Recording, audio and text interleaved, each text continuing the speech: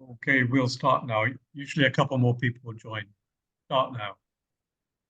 So welcome to the Jaffna Club's May meeting, as usual, the last Sunday of the month.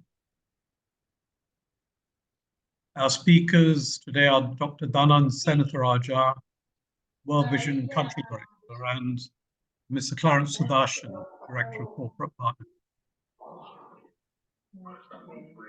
As usual, for the benefit of people who have previous meetings,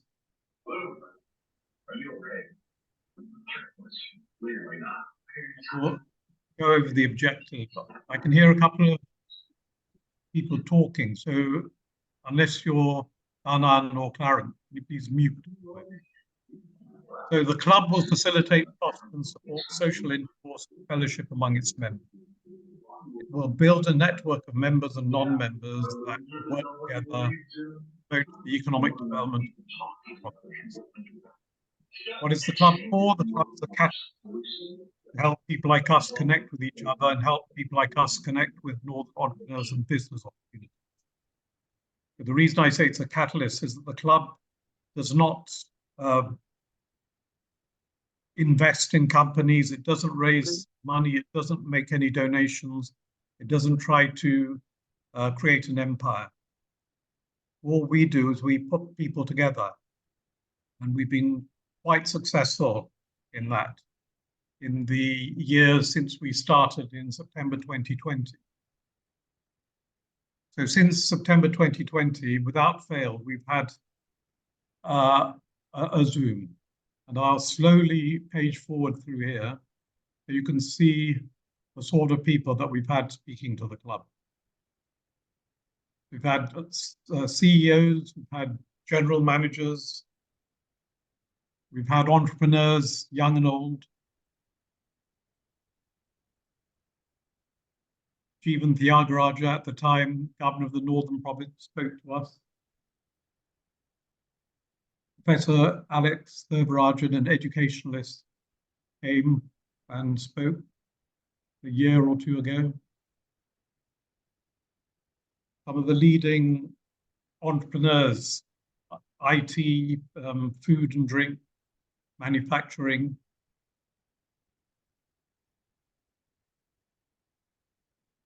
Dr. Satyamurthy, Director of Jaffna Teaching Hospital. We had two lawyers who spoke to us, one about truth and reconciliation, and another one about the law land ownership. It was very interesting. These recordings are on YouTube, so if you need to access them, then please let me know.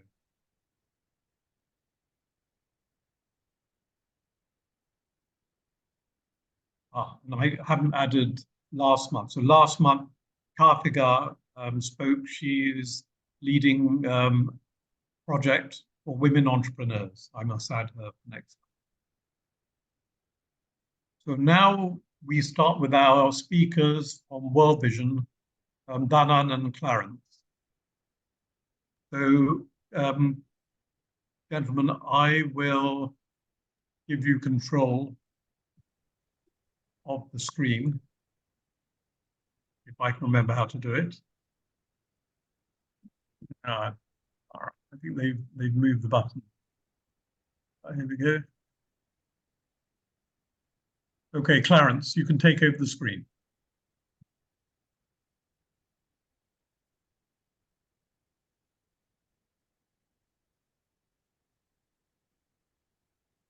Can't share the screen. Can you allow me as a host? Yes, you should be allowed to share it. Ah, yes.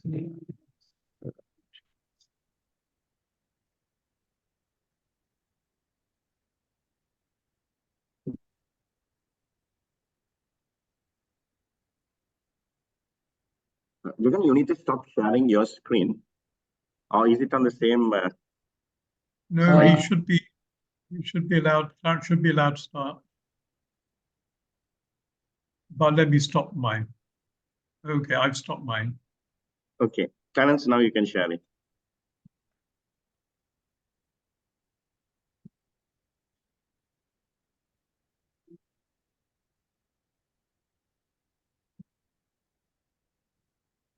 Okay, you got it now.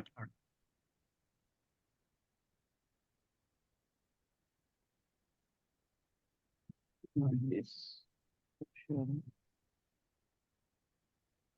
Sorry, give me a second.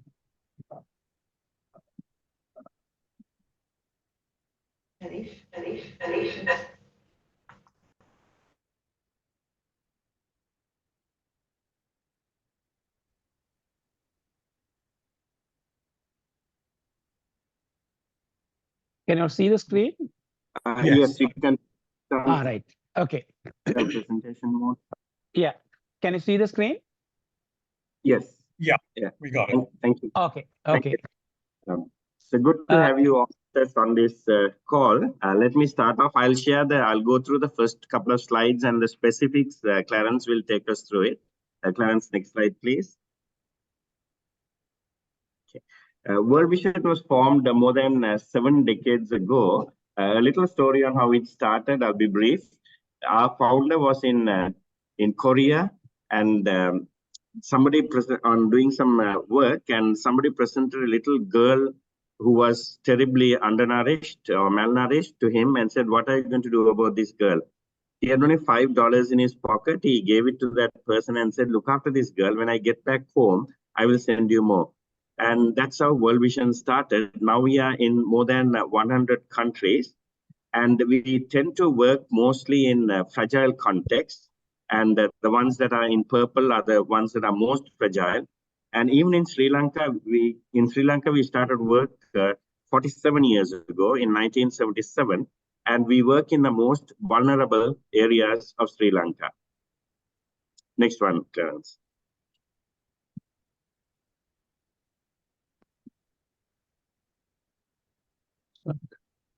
Clarence, the next page, please. Yeah. Stuck. Give me a second.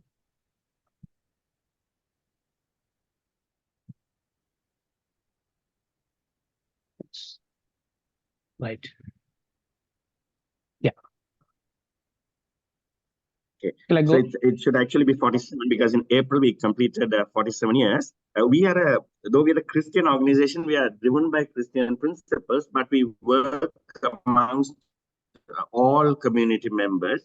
And in particular in Sri Lanka, over 96 to 97% of the beneficiaries are non-Christian. So we don't discriminate in any sense. And we generally tend to work with the most vulnerable communities. And this is spread all over Sri Lanka. We have worked in 24 of the 25 districts. We have consciously avoided Colombo because Colombo, even though there is poverty and other issues in Colombo, Colombo is generally a more, how shall I say, economically advanced district. So we tend to work outside Sri Lanka. At the moment, we are in about 14 of the districts. And these are the main areas where we work: education, early childhood development, water, sanitation, hygiene or WASH, child protection, economic development, health and nutrition. We also have other cross-cutting themes such as gender, and also we work in that is disability inclusion, gender equality, environment, and also peace building, as well as resilience and disaster risk reduction. We also work in humanitarian emergency situations. And this particular map is very recent. If you look at it, all the yellow, the orange dots are the areas where we are working at present. The gray areas are the areas where we have worked and we have completed our projects and we have moved on. And our head office is in Colombo, in Dematagoda, and that's shown in yellow. Over to you, Clarence. Thank you, Dhanan. Hope I am audible. Can you Yes, hear? you are. Okay, Yes, right. Yes. So in Sri Lanka, we have 27 field office in Sri Lanka. Totally about 130,000 children we are covering in our program. Children mean the below schooling age. Altogether about 29,000 children, and you can see the boys and girls. So will be covered through our program. I will take it through little deeper, look into our focal sectors, what we are planning to do, what we are doing. So if you take education, education is one of our key area. We work in a selected school, primary schools, particularly for primary school, and we have a different project module, and like an age-appropriate literacy program, essential life skill training, literacy improvement initiative in schools. Like now after the COVID, now we have moved into a digital educations like a smart classroom, teaching virtual connecting to the virtually connecting to the schools. So likewise, so we work in whenever we select an area, we work for about 10 to 15 years, and throughout those 15 years, we work with those schools. So this is where we very well connected with the schools as well as the Ministry of Education and the parents. And infrastructure development also we will do depending on the need. Now we have built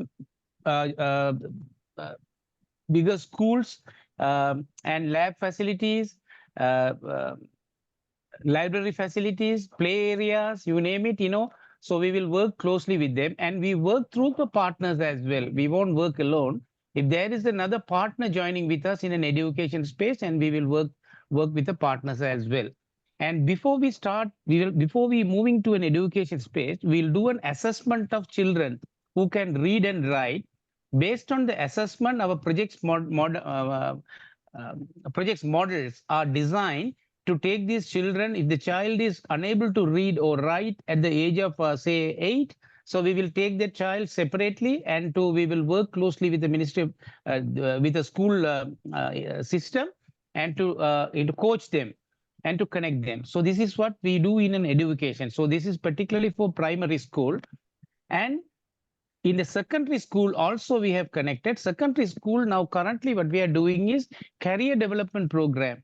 So in our assessment in most of the schools, we have found that children in a rural area, they don't have many options. They don't see many options because, particularly for the rural area, they see that, either they have to, if they can't enter the university, they think that there is no hope. So we do a career development program and identify the skills of the students, maybe for the after O-level or after A-level, and connect them with the job opportunities or vocational training. So we work with different partners in that area. So water and sanitation is another main sector. Last 20 years, we are working in this particular sector. If you identify a problem for water or sanitation, we do have a solution. So we have last 20 years, we have gravity flow water supply, wells, alternative energy water supply, pipe borne. So in Sri Lanka, the largest gravity flow water supply system was built and operated by World Vision and handed over to the community. So we will work closely with the National Water Supply and Drainage Board and water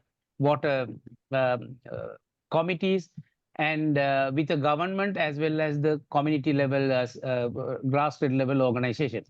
So I'll give you a little bit of an example. Say if you have a water, if the water is available, the water quality is very bad, and we will go for a purification system. And now very recently, we are partnering with one of the US company, and we have installed a panel to extract water from air. The area where in the islands, sometimes there is no electricity, no transport, the groundwater is salinity level is very high. So only the air will get, and these panels will extract water from air and supply to the school. So this is a very innovative system. Now we are going to scale up that, particularly for a Delft Island. You might be knowing that Delft Island, we have done an assessment, and we have planning to move into a Delft Island for water and to the other areas as well. And some of the areas, the groundwater is highly contaminated.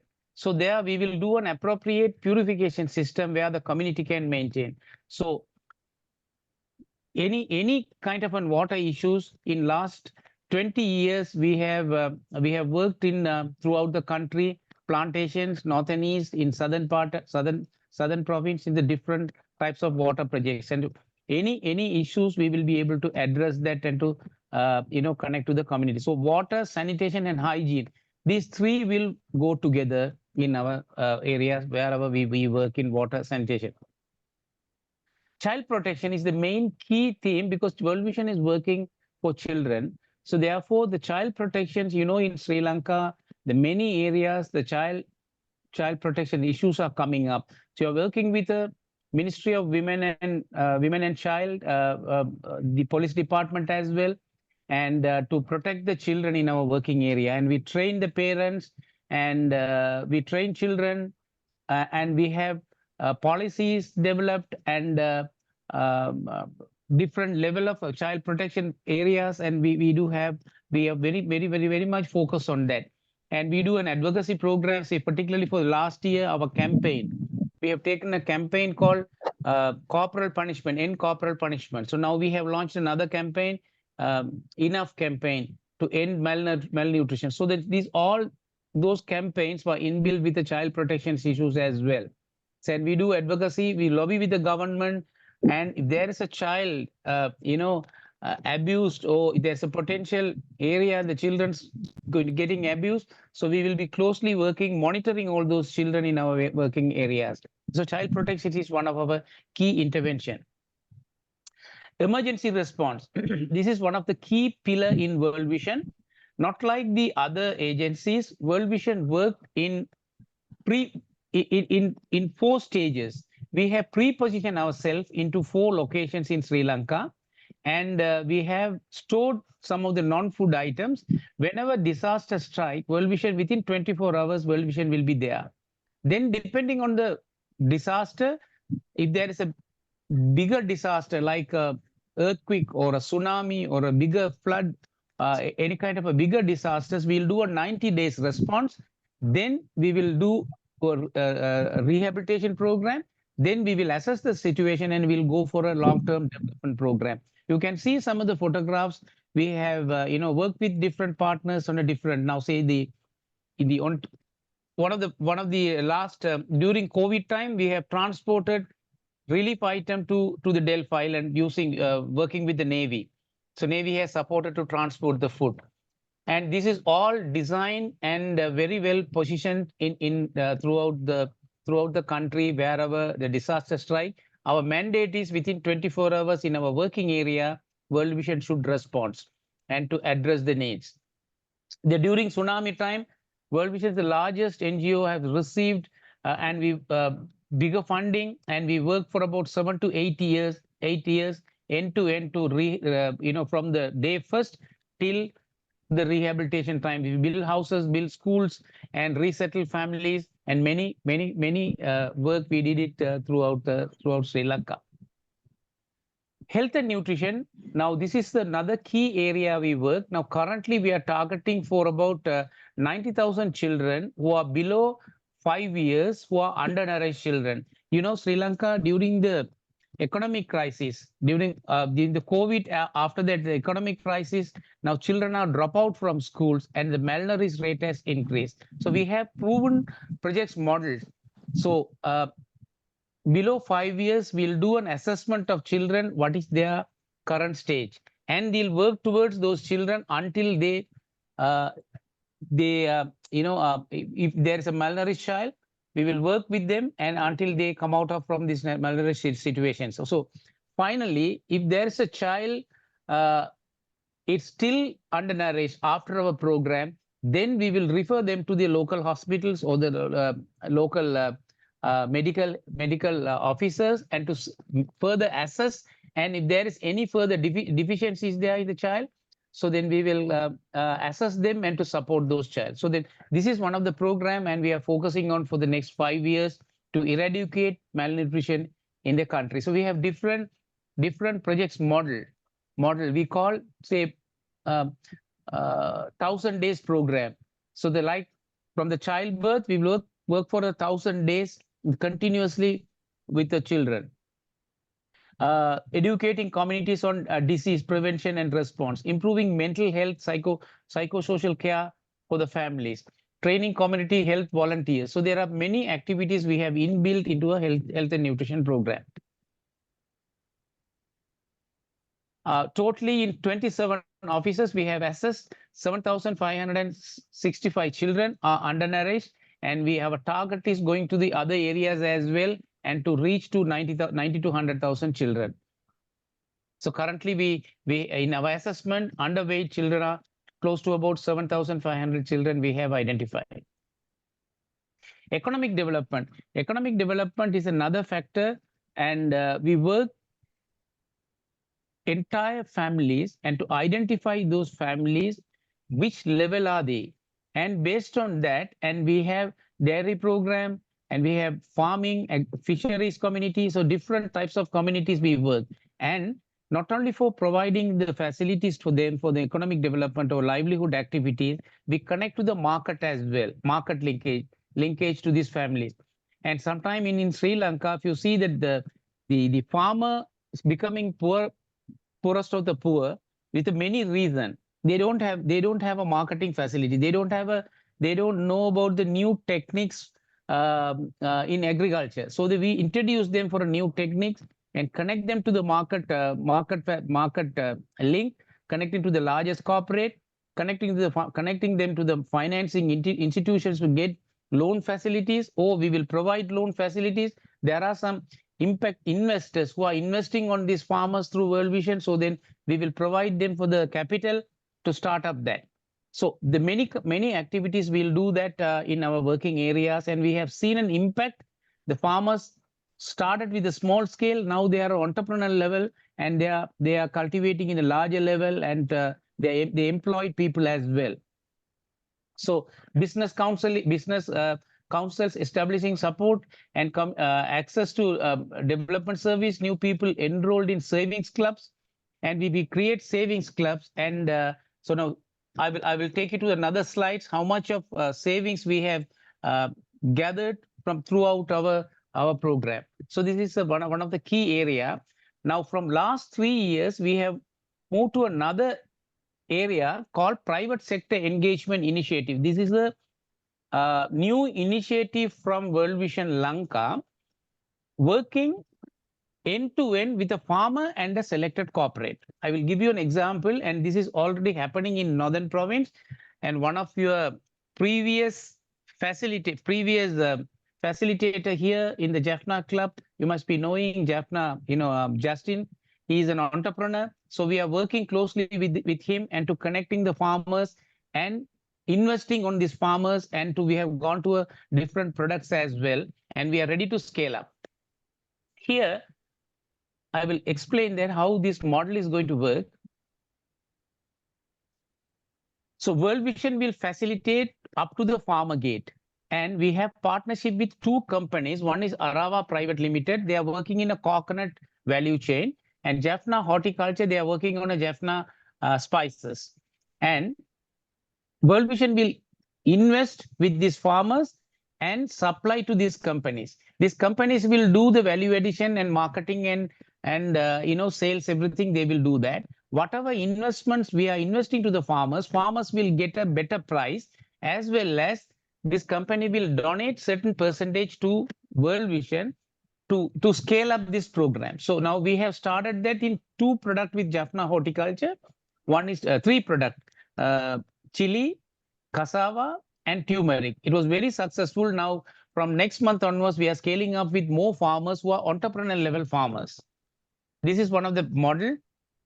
I can show you some. You can see some of the. This is from Jaffna. In our first project, we started with turmeric, and now we are scaling up with turmeric with about another 10 to 15 acres. This is a chili cultivation. This is also happening in Jaffna. So now we call this model called crop to consumer model. So we are focusing on Northern Province, and trash to cash. This model also we have started. This is on a coconut value chain, coconut chips. That also we are focusing on Northern Province. Gain sharing model, that's we are moving into a tea plantation areas, working with the plantation companies. You can see some of the products which are certified and ready for export market with a co-branding. It's with a Nitro branding from Jaffna Horticulture and World Vision co-branding, and it's ready for export and export market for Europe, as well as you can get it from Australia. Now they have started establishing in Europe. Australia, Canada, and UK and US. I will take you through another slide. This is called Savings for Transformation. You can see we have closely working with over 1,000 groups in all our working areas. And in Sri Lanka, we have divided into 4 zones: northwestern and western, and in central zone, close to about we have over 200 million savings there. And UA zone, that's in the in a central province, about 60 million. North and east, you can see over 100 million savings there. This savings clubs is not like the Grameen Bank model. This is called savings for transformation. We won't touch the funding. They save and they lend loan among themselves. And once every year, if they identify a person who wanted a more loan, we will connect to a finance institution. So now currently we have a capital among these over 700, 800 groups, close to about 300 to 400 million capital is there. And now we are planning to work with the large banks or the rural bank to negotiating for a better rate and to connect these groups for those banks to get the concession loans as well for their cultivation or their agriculture development. So this is one of the area. It's ready to scale up. That is one of the project model is very success. It's piloted and proven this model, and the community is managing their savings as well as their loan habit. It's a very systematic model. Any area, any context, and we can use it.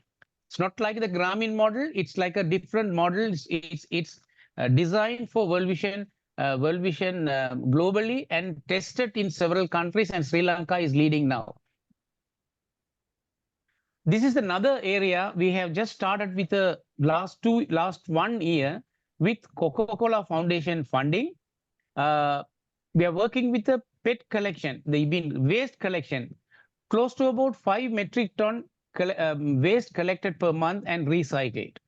And we are working closely with about 65 small scale collectors as well as large scale collectors for 15 large scale collectors.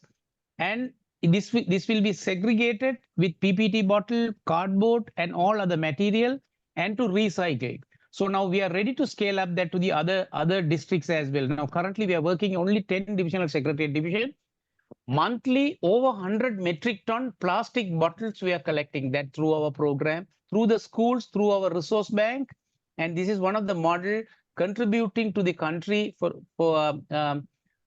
clean the country and to working with the schools, community, and with small scale collectors. Each collector, small scale collectors, monthly they are getting 50 to 100,000 income through these collections. The large scale collectors, their income over about 500 to 1 million rupees monthly, their income. So these are the large scale collectors, and they collect, and we have linked them to the recyclers and to recycle the plastics as well as the other materials as well. This is one of the projects largely we implementing that is ready to scale up. Just a screenshot of corporates we are currently working, and you can see over about 30 corporates who are partnering with us in a different level. So we call 3 types of partnership with them. One is their CSR platform, they are partnering with us, and we also join with them. Second one, we'll call gift in kind. Some of the corporate, they donate the things rather than a cash, and we will bring the cash and we will distribute. For an example, during COVID, one of the company who has donated 300,000 face masks who are export quality, manufactured in Sri Lanka, Swedish company, donated 300,000 masks, and we distributed to all frontline workers, school children, throughout the country. Last December, we have brought 500 metric ton basmati rice for an economic crisis situation, distributed 16,000 families. I'm working on a large solar panels from a US company for the water purification unit, working with World Vision Japan for used bicycles. So these are some of the things. And now currently in a UK company, we have signed an agreement to bring down efficiency-free cooker to distribute people who are using firewood. If the people you are using 15 kilos of firewood per day, this cooker will help them to reduce to 50% reduction. Say maybe about 7 kilos, they can use the same efficiency. So that company, we have signed an agreement, and we are planning to work with the Ministry of Environment and targeting for over 500,000 families in Sri Lanka. So that's it, gift in kind. We call another area out gift in service.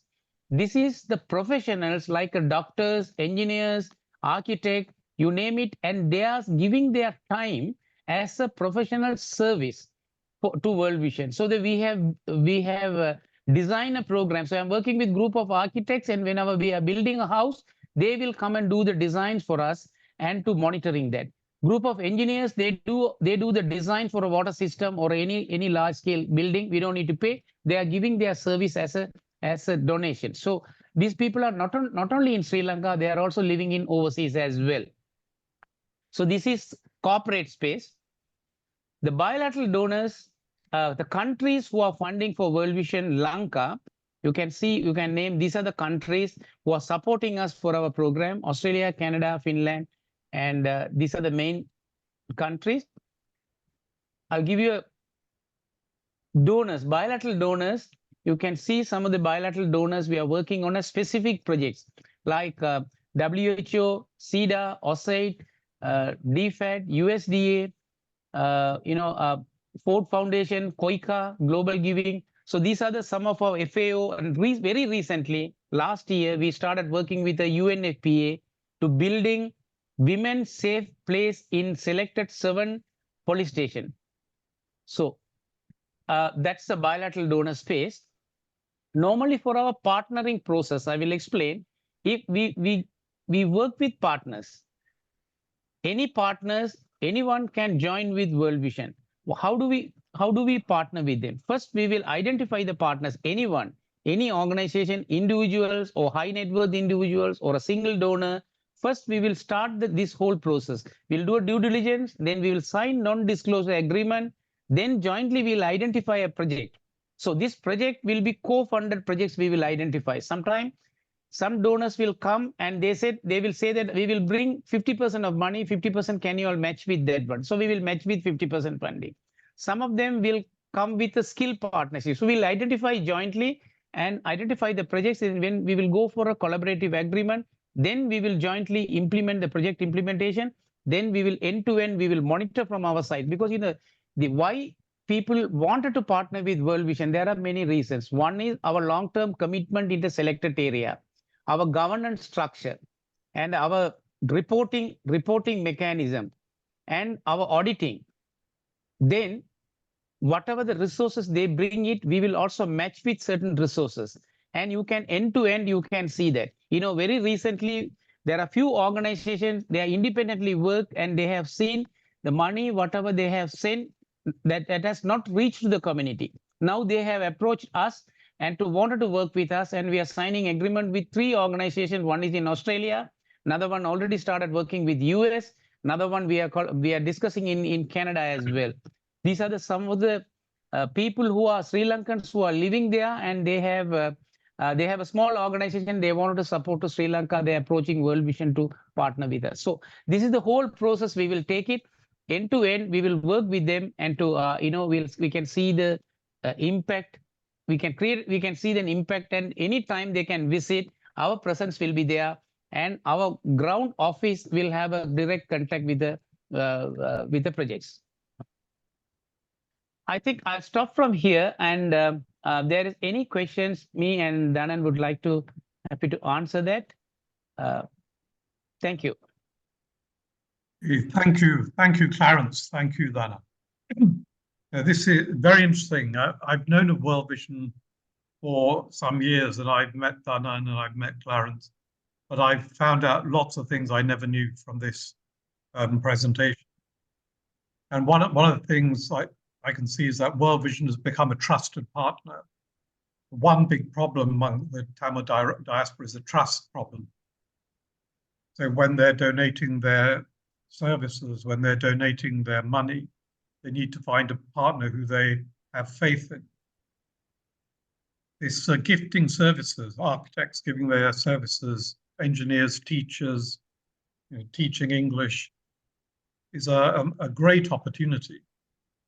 I was interested, and actually I did something similar a few weeks ago. There is an organization, I won't name it, but they've been working on this World Bank Agriculture Modernization Program.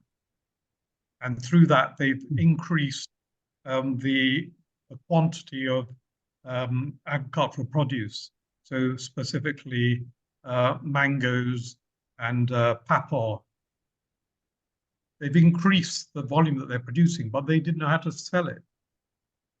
So as you, Clarence was saying, market connections, these guys came to speak to me.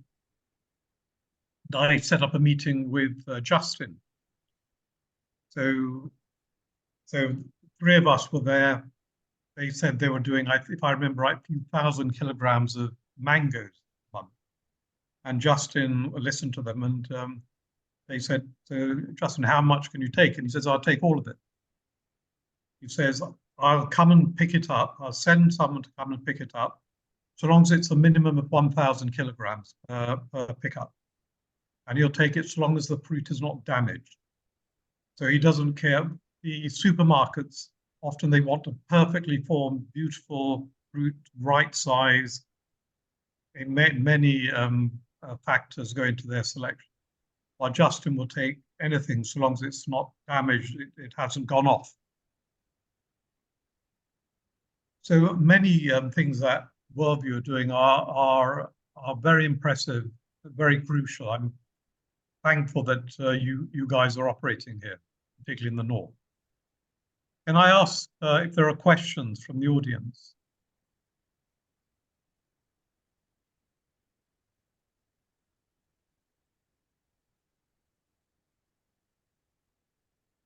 People are muted, so if you have questions.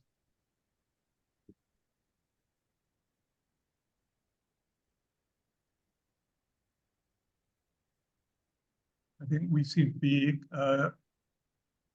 gobsmacked.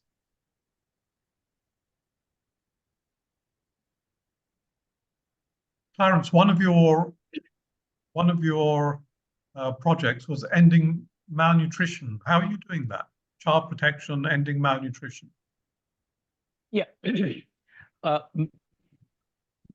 Malnutrition, we'll do an assessment from the beginning.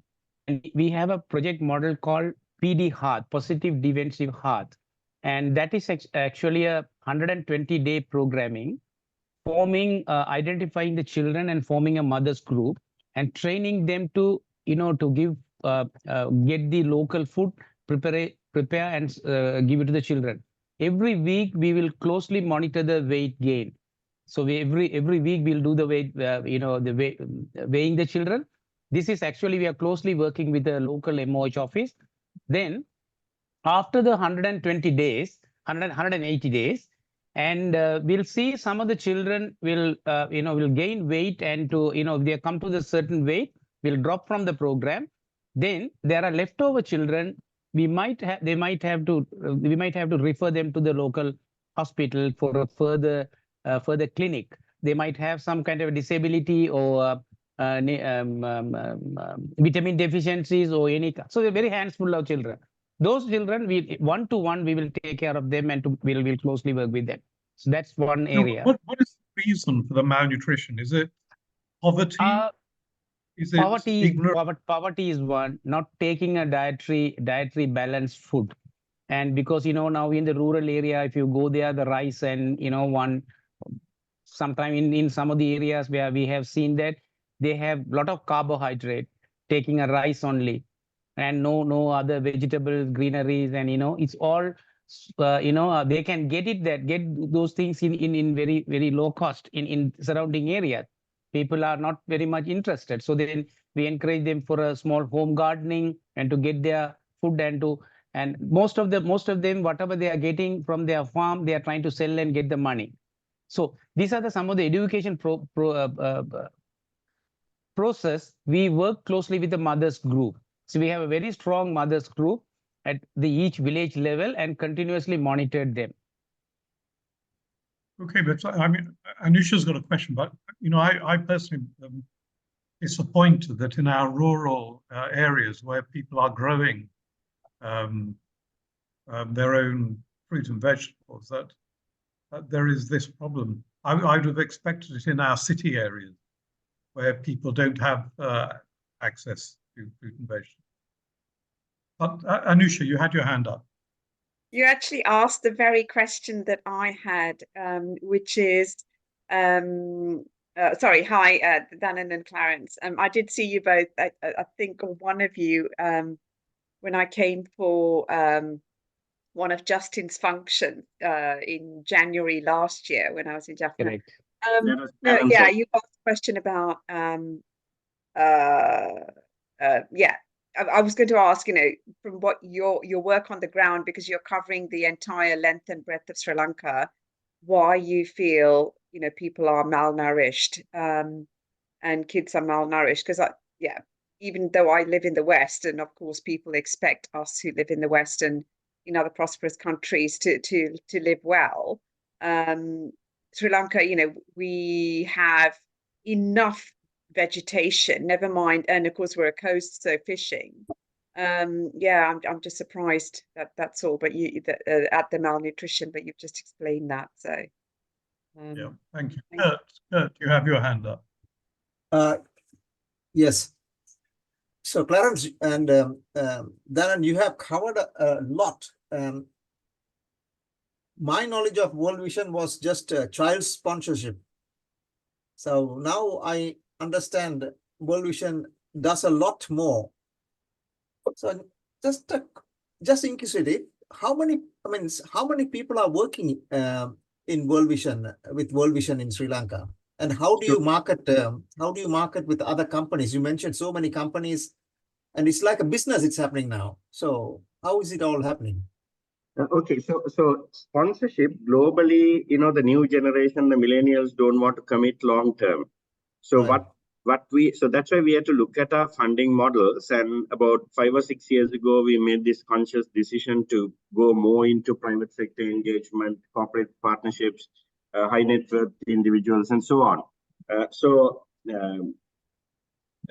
primarily, it's initially when we started off, it's mostly on personal contact. People know because I come from the private sector, from the mercantile sector, so I brought in those connections. And I would put it this way: more than 95% of people from the first half of my life are now overseas because of the issues in the country. So we have been connecting with them, and we have had fundraisers with them. We have had partnerships with them. So sponsorship funding is generally towards a long-term area program, which is we go into an area for between 10 to 15 years, and we build up not only infrastructure, but also the capacity of the community. And then once we build up the capacity, the community is able to continue along those lines. So after that, we also went seriously into grants. Grants come from multilateral, bilateral donors, governments, and so on. So when I took over in 2016, we used to be happy with about a $1 million grant every year. Now we are averaging anything between $11 to $20 million a year. So that was another area we looked into. And then we went into these partnerships. Now it's also through word of mouth. And also, that in Sri Lanka, everybody knows everybody else. So because of the good work that we do, people reach out to us. For example, Dilma, as you know, the tea people, once they reached out to us, and I asked them how they thought about why they think about World Vision. And they said that everywhere we go in Sri Lanka, we see your orange board and the work that you have done. So connections come in so many ways, and generally people, we network, people, know us, and our board members bring in some connections and so on. And sometimes even our staff members. We have 423 staff members right now. Adding with that, and now for the corporates, particularly the large corporate, they are looking for innovation as well as the impact. So one of the example, we started working with an HSBC, $1,000 first grant, first donations for $1,000 for a small project. 3 years, we ended up with $1.5 million. They are really interested in water. So we brought a lot of technical expertise, technical knowledge, and staff engagement. These corporates are, in their CSR program, corporate social responsibility fund allocated, they wanted to engage the staff also into the field. So we have given that space for their staff to come and work in the project. So that is very attractive. So then HSBC, every project we inbuild 3,000 man hours, 2,000 man hours. Every month, some group of staff will come and work for that project. So they know what's happening there. So that is very, very attractive. High net worth individuals, there's a very specific donors. We are working with a few people, and they are on a very focus, and you need to have a dedicated staff to manage those high net worth individuals. So then now, one of the example is in Kilinochchi, water projects. So we work one high net worth individual from Australia who funded, and we have supplied for about 800 families in Kandawalai, Karachchi, those areas. We're working closely, working with a water board. And it's like a convergence model. So funding and working with the government as well as the water supply and drainage board, and supplied to 800 families. Now that has increased to 2,000 families in those areas, pipe-borne water for all those families. So that's a different area. So one high net worth individual funded for that particular project. So Delft Island. Now there is we are doing some marketing for Delft Island. You know, Delft Island, most of you all might visited there. Delft you have seen as a tourist spot. You have seen the the beauty of Delft, but not really, people not really seen the poverty of Delft. Right, and it's a very far location. Water is the primary need for there, and we have done a thorough assessment. We have started marketing, and we are giving space for the donors to come and visit and to support for the Delft Island. So Mullaitivu, now we have stepped into that, and we are going to start Maridam Pattu division for another 15 years long-term program. We are looking for partners to various aspects to start up that. Another corporate. Very recently, I'm designing a project with them. It's about close to about 20 million for school location, virtually managing education as well as then entertainment for the virtually. So then we are going for a high speed internet facilities, giving a smart classroom facilities, and for an entertainment, working with the dialogue and as well as the Sri Lanka Telecom, and with that corporate teaching English. That English teaching will come from a skill partnership. And gift in kind, the smart classroom are coming as a gift, smart boards as coming as a gift. So World Vision is designing that, and to identifying 4 schools and to virtually manage for those 4 schools. One of the corporates really interested to go into the digital way to manage. You know, some of the schools, the teachers, rural schools, there are limited teachers. Now we can use the technology to teach them. We don't need the teacher there. We need to have only one person over there and to manage the classroom. So we can bring qualified teachers from Colombo and to virtually connect with them. Once in 3 months, they can go there and to visit the children. So that kind of a model, we are working with another large corporate.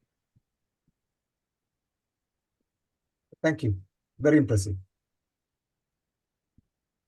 Recently, I think about Delft. I've been to Delft maybe twice, maybe thrice.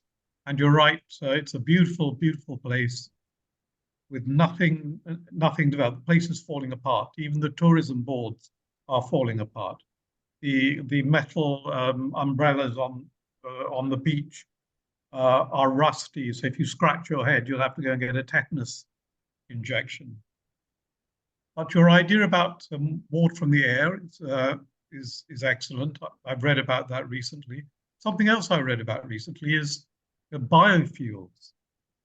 Because in Delft, you have a lot of coconut. The cost of getting that coconut to the mainland is, it makes it uneconomic. So are you looking at initiatives like that? So biofuels, this was about coconut to biodiesel. Right. To answering that, I think in the chat box also about the climate change, Charity has asked some questions, right? We are working in this climate, entire climate, space.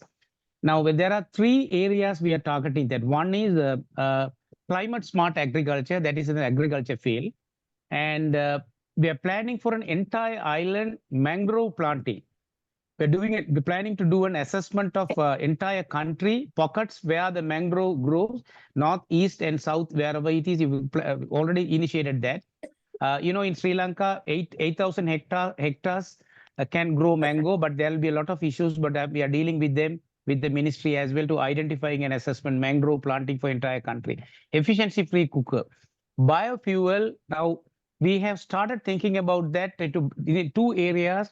One is now for the plastics and the plastic, collected plastics, there will be India, they're doing a biofuel, and that can be used there, but still we have not, we are working with some other with a grassroots level with that particular company to study that, how we can bring those technologies here.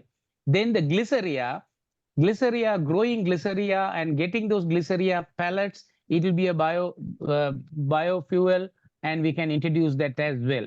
So those things, now we have just thought about that, and we are working with an appropriate partners to identifying the know-how before we scaling up that to the community. So one of the Chinese company recently approached us to grow the Castro plant. Castro, the Castro, it's called Amanakku in Tamil. It all over the places in Sri Lanka. And that will be a very marketable product. This Chinese company approached us whether we can grow Castro in Sri Lanka. So we said that we can't just take those kind of things because Castro plant in Sri Lanka, farmers see as a weed and they just cut and burn. But we wanted to bring them as a cash crop. That would be very risky. So then now we are planning to work with a university to do a research project, how that will impact on environment, what are the pros and cons. So with the university recommendation, we will slowly take it up to the community, and we'll have to work with the ministry as well. So this company is coming on a bigger investment, identifying World Vision, whether World Vision can take it up. That it's a huge market for Castro seeds, hybrid seeds they are bringing.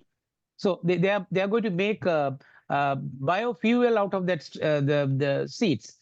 So those are the areas. Now we have approached World Vision because World Vision, our footprint out of 25 districts, we are working close to about 10,000 farmers, easy to access to the field, but we don't want to take that risk initially and before studying the pros and cons of those things and working with the university's research project. Hope by some extent we have answered that question. Yes, you have. But you know there's UBL, University Business Link. Do you know those people? So at Jaffna University, there is this department specifically to link the university with initiatives like yours. Right. So I can link you up with those. They Please. gave a presentation a few months ago. So are there any other questions? We're coming close to 6 o'clock Jaffna time. So if there are no other questions, Chai. Jekhan? Yeah, Jekhan? go ahead. Hi, sorry, I had asked a question regarding period poverty, and just wondering whether there is any reaction to that, or is there something that is important and that perhaps we can find a solution? Thank you. So Clarence, that's about period poverty. I think most of when I used to visit Jaffna during the time of the ceasefire, there were discussions regarding period poverty, where girls and women needed a lot of sanitary napkins and Yes. yeah. So Right, is there right. any such initiatives Yes. that are being taken to address that in this current situation right now? Or do you need help on that matter? Yes, very much, Chad. How do I spell it? Very much, Chai. actually, Chai, very much, because, we have a school program, menstrual hygiene management program, and it inbuilt with our sanitation facilities, health club. It's one of the successful program, one of the largest corporate who are funding for that. And we are scaling up that to the most of the schools because, the menstrual hygiene management, it's an area the children, particularly girl children, need to be educated as well as the parents. Sometimes schools, they don't have sanitary napkin facilities during the school time. If there is the period, so that they don't have a facility.